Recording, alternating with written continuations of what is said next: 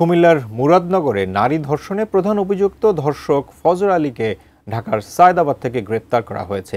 এই ঘটনায় গ্রেপ্তার আরও 4 জন, যারা ওই নারীর নির্যাতনের ভিডিও সামাজিক যোগাযোগ মাধ্যমে ছড়িয়ে দিয়েছে। কুমিল্লা থেকে হুমায়ুন কবির জীবনের পাঠানো তথ্যছবিতে একটি প্রতিবেদন।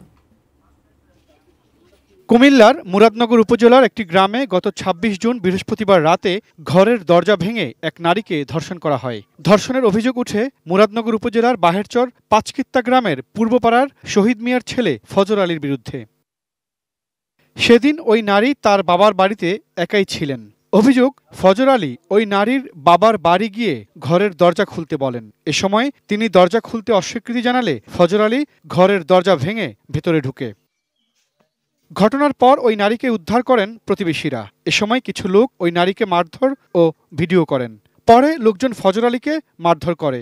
এরপর হাসপাতালে নেওয়া হলে ফজর আলী পালিয়ে যায়। রবিবার ভোরে রাজধানী ঢাকার সায়দাবাদ থেকে তাকে গ্রেপ্তার করে পুলিশ। আমরা ইতিমধ্যে যারা এই কাজটি করেছে তাদেরকে আটক করতে পেরেছি এবং তাদের বিরুদ্ধে প্রচলিত আইন অনুযায়ী ব্যবস্থা গ্রহণ করা হবে। যেহেতু মামলা হয়েছে, পুলিশ তদন্ত করছে, তদন্তে বেরিয়ে আসবে প্রকৃত ঘটনা কি।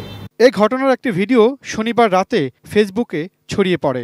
এরপর তা নিয়ে সমালোচনা শুরু হয়। ভিডিও ছড়িয়ে দেওয়ার অভিযোগে গ্রেপ্তার করা হয়েছে মুরাদনগর উপজেলার রমজান আলী, আরিফ ও অনিক সহ 4 জনকে। ভিকটিমের কিছু ভিডিও ধারণ করে সোশ্যাল মিডিয়ায় ছড়িয়ে দেয় এবং এই কাজ যারা করেছে তাদের 4 জনকে আমরা ইতিমধ্যে গ্রেপ্তার করেছি। গ্রেপ্তার ফজর আলীর বিরুদ্ধে আগেও বিভিন্ন অপরাধের তথ্য জানিয়েছেন স্থানীয় বাসিন্দারা।